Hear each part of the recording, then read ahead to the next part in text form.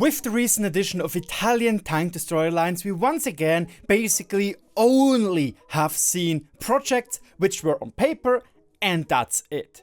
Maybe they were not even real proper projects, but just a gun and wargaming, skedoodled some stuff to it. That is kind of annoying when you imagine that there are actual tech trees out there which do have vehicles which have been made, or at least have been made as prototypes rather than mass-produced series tanks. And one of those tech trees is the Romanian heavy, medium, light tank tree, which I would today like to showcase to you. This is now the part 2 of the Romanian tech tree video. Yes, it took that long. I'm sorry for it. Without further ado, let's jump into the tier 1. The tier 1 would be the Romanian build R1, which most likely will be the fastest tier 1 tank in the game. However, it will have a pretty bad gun. Top speed around 45 kph and it has around 15mm of penetration, more if it gets the 20mm gun. It's a low tier tank, what do you ask me? I don't know, I'm not good with those. On tier 2 we do have the R2, which is a modified LTVZ35, and it has better armor, it has a better engine, it has better radio, and yeah. However, it is actually not a realist Romanian built tank, but it has been imported. But then again, sometimes for lower tiers, what gives, you have to do some stuff in that regard. However, on tier 3 we are going to get the VDC R35, or we could get the VDC R35, which is a Romanian built tank which takes a R35 chassis from the French tanks and puts the Russian T26 turret, if I'm not mistaken, on top of it. It would have amazing gun depression of minus 15, but it would not be as fast, thanks to the French chassis obviously, but it would have pretty decent armor, so it might be interesting for your low tier friends. On tier 4 we would be getting the R3, which is another Romanian built tank. It has good mobility, 50 kph upwards, which is most likely going to be the trend for the remainder of this tree. It has good gun depression of minus 10 to minus 15 degrees, however the armor is not that good. It would have fast reload time but low alpha per shot. This is also a feature, the low alpha per shot, which will most likely be picking back up again when we are getting to the tier 8 and higher tiered tanks. You could also see the Flakpanzer Marschall, which is flak panzer made on top of the Marschall chassis. We already discussed that in the tech tree tanks or tank destroyer line. And this one would be more of a blueprint, but it could be interesting. You could use it from tier 4 to You could use it from tier 2 to tier 4, wherever you want, it would work there, but not higher than tier 4. On tier 5 to tier 7 we are going to have some blueprint tanks, being the R4 now at tier 5. It is also our first medium tank. And it is your jack of all trades, typical tier 8 medium. It is comparable to the M4A1 Sherman, the Panzer IV-H without the howitzer, the T-34 and the Chinook Kai, something in that regard. It would be a historical reconstruction of a tank mentioned in a Romanian book. It sounds interesting, you know. In the end, on tier 5 you can't really make those tanks all that interesting or all that unique compared to higher tiered vehicles. That's why, for example, we saw on the Italian TD line that on tier 5 and tier 6 we still had normal-ish looking tanks which could have existed in the sense that they actually did partially existed, at least for the Semovento on tier 5. The Bassotto, I'm not sure, I think this is a made up one from Wargaming. Yeah, it is what it is, but on tier 7 onwards, you know. On tier 6 we are going to get a CLT CLT 34 120. And do you remember the BT42? Because that would be basically it, but in the Romanian tech tree. It's a Romanian equivalent to the BT42. It would have worse mobility but better armor. It is built upon an up-armored T34 hull, which would have around 60mm in the frontal armor plate instead of 45, and it would have a 122mm derp gun. However, it could also have possible a 75mm gun.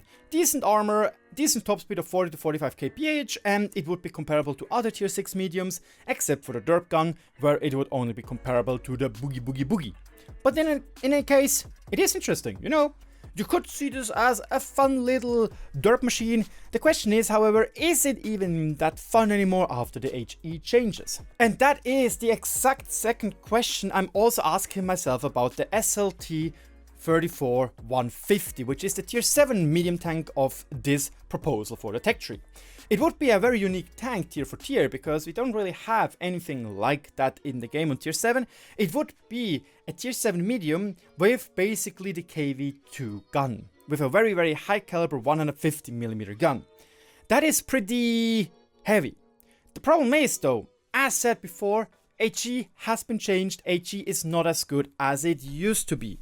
So I'm not sure if this will be a very unique tank in the sense of useful. And the other problem will be most likely that it is not that fast. It probably can side scrape a little bit, but it's more of a heavium from the playstyle wise rather than just a purebred medium. However, you could also mount a 122mm long gun on it, most likely around 360 to 390 alpha, so you have that there.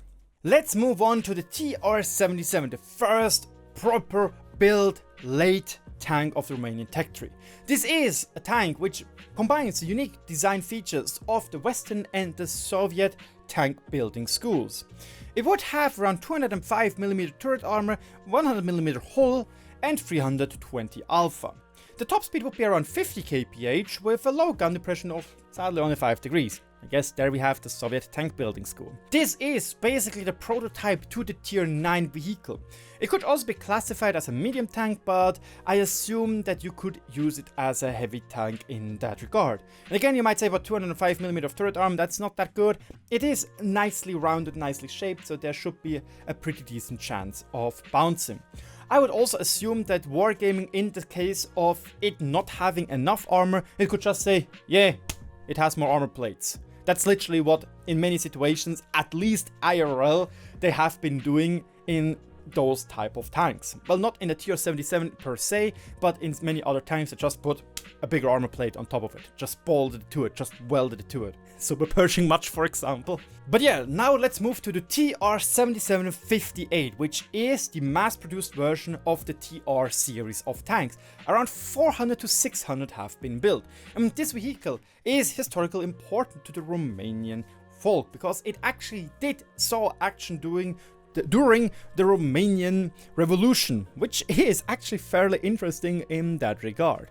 In World of Tanks, we assume it would have a 320 damage stock gun and most likely a top gun which is 320 to 400 alpha. This would make them rather unique if we stick to the 320 alpha. Low alpha for a heavy tank or for a heavium with high shot round of fire, you know. The top speed would also be pretty good, 50 kph, once again, trash low gun depression of -5 degrees.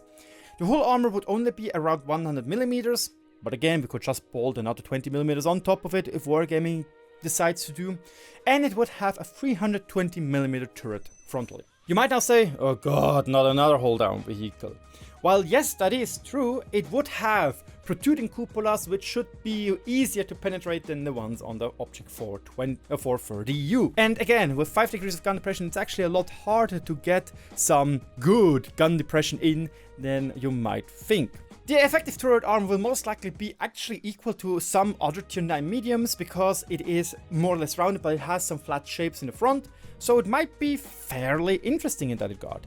It could combine features of the British and the Soviet playstyle, again low alpha damage but a fast reload time and high penetration, with decent top speed, weak gun depression, and we could also discuss probably weak accuracy. However, I do assume when we have very poor alpha, I would assume we should have a little bit better accuracy to offset that and have some unique playstyle in that regard. And lastly, we have the TR-77-800. This thing will be the tier 10 vehicle for the Romanian heavy tank line. This has been produced apparently as a prototype once, and that's about it, if I'm not mistaken, but nevertheless, it would be very interesting in that regard. It would feature a very low alpha gun, most likely 320, and it would be fairly quick, because the 800 most likely basically stands for the horsepower of this vehicle, being 800, so it would be a very quick heavier. The playstyle would be most likely comparable to the 277, however you have to expose yourself more due to its lower alpha, but it has high penetration and a very high reload rate. Now you might ask yourself, yo Raging and davidblader, which is the maker of this tech tree, which also asked me to make a video about it, like 3 years ago or something. What is the difference between the TR-77580, which is a tier 9 vehicle, and the 77800, a tier 10? And David Blader came up with the comparison of it being basically a 1030, 103B situation. Both use the same guns. However, you could assume the 800 has a more spacious turret, so it will get better dispersion and better round of fire, which might even give it also a little bit more armor. Next up, it has a much better engine, up to 280 horsepower more, which will allow it to easily reach its top speed of 50 kph. 500 would be a little bit too much. The whole armor of the 77800 would also be stronger. Historically, it is 200 millimeters thick, but at the time of the date David Blader wrote this, he considered this to be a little bit too much, and said it could also go down to 120 to 150 millimeters. But then again, we just saw what happened with the AMX M4. We just so happened to see what happened to the Minotauro. I assume 200 millimeters of upper front plate armor would be fine, especially with the lower plate being still visible and the weak spot, and again we only have 5 degrees of gun depression. Then, yes, we also have additional stuff we could add to it. It would have a basket, we could add external fuel tanks to it, but that's to the wargaming designers to make the tank look appealing. And needless to say, when it comes to 3D styling and styles themselves, I actually have to be a little bit of a simp for wargaming, because my goodness gracious, the recent released battle pass things look gorgeous in my personal opinion. Like when it comes to modeling tanks and make them look appealing, I do believe wargaming is doing a pretty decent job in that regard, makes them look alive in many situations. But yeah, the TR-77800 would be, in my opinion, a very, very, very, very unique vehicle. I would even assume it might be a little bit comparable to the Type 70 something in World of Tanks Blitz. But that is with basically no knowledge of the Type 70 whatever it is. And lastly, you might ask yourself, but how does wargaming make money with a new OP premium? You could introduce the TR-77M, which would be basically the tier 8 standard tank, but it would get the tier 10's 830 horsepower engine instead of the 580 it has. Which would also mean it would go faster, which would also mean wargaming could give it worse gun stats. I don't know. That is up to wargaming. They are notoriously in making random tanks suddenly amazingly good when it comes to making them money milking machines, aka premiums. Read better.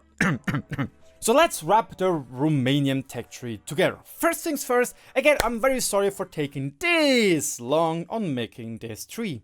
Second off, I would once again thanks so much to David Blader for making this tree and coming out to me to ask me, yo, what do you think? Can you make a video about it?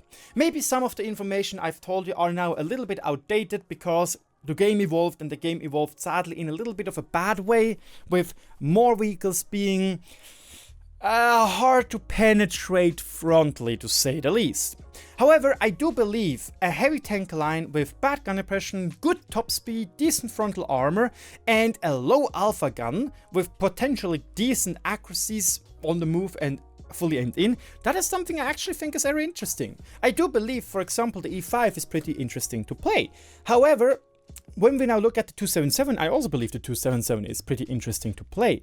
The 277, however, kind of suffers from very poor gun handling because it has a 490 alpha gun. I still yet have the free market and I absolutely despise it. The thing is, the Romanian top tiers in that regard would be basically 277s or 277 style of tanks, but with low alpha. And I actually do like that concept. The concept is interesting to me because we don't really have that just yet in World of Tanks in top tier.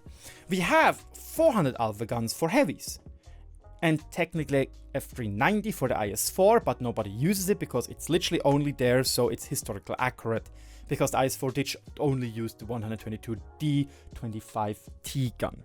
But yeah, it would be, in my opinion, a pretty interesting tree.